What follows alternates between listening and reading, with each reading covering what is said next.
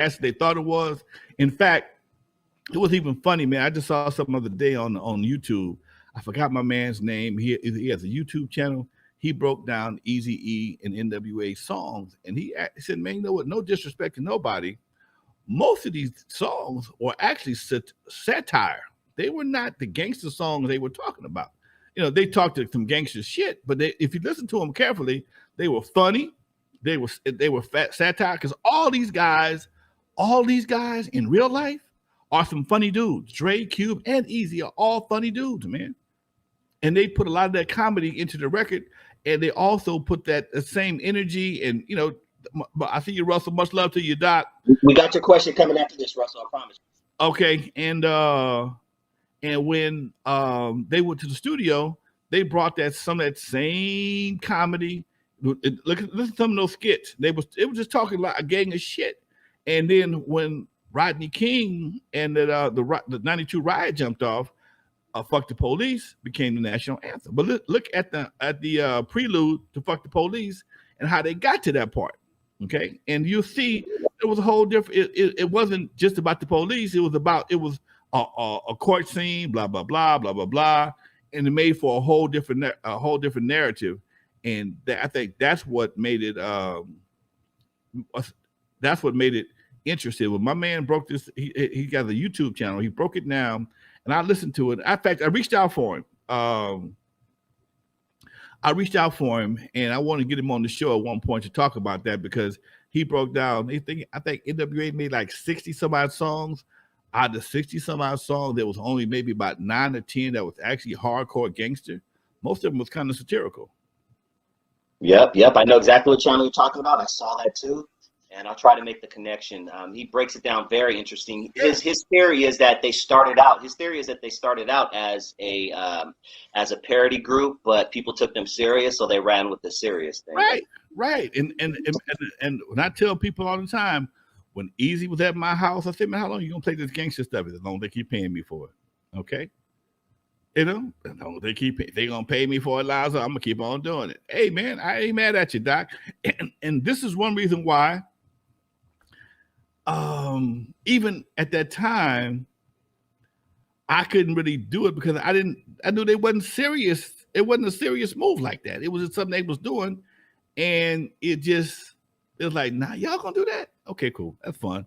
Sound like fun. Have some fun." But then when it was serious, and then it even got more serious, and you got other groups come along like Above the Law, and some more groups that were really serious about this shit. Okay, it kind of changed everything.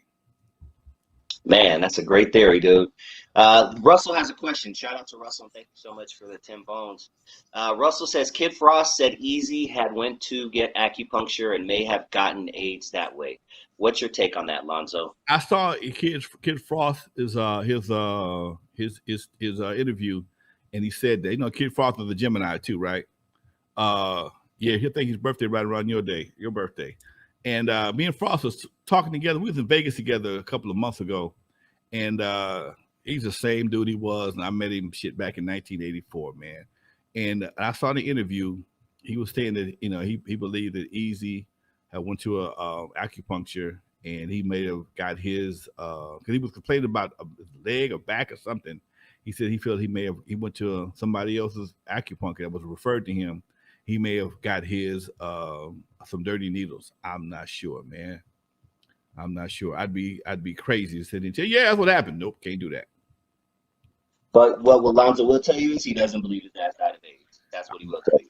That's what I do believe, but he will not. I don't believe that. I mean, look, man, I watched when AIDS first hit the scene in the 80s, okay? First person I ever know that had AIDS was Rock Hudson. Okay? Rock Hudson was a white, old school, white heartthrob. And for almost 6-7 months, every day they would give an update on my man's health condition. Rock Hudson is suffering from AIDS, resting comfortably at his home in Beverly Hills, whatever the case may be. It's been on forever, man.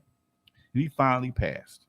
And for somebody to go into the hospital on the 1st, and be dead by the 10th from the same disease and walked in healthy, looking healthy, dude, everybody that's ever seen the effect of HIV and AIDS, said it's a long-term deterioration.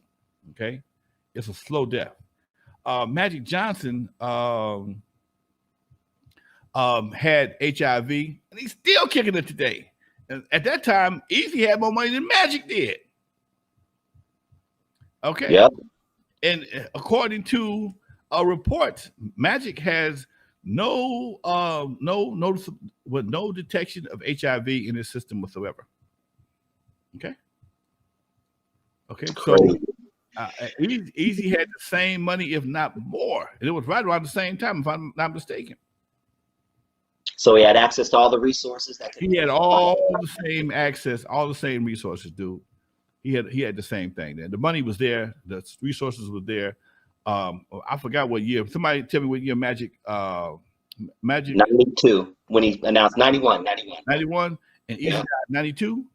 93. Eazy died in 93. So Magic had it first year. Yep. Okay. Now Magic had it first. Quit the NBA.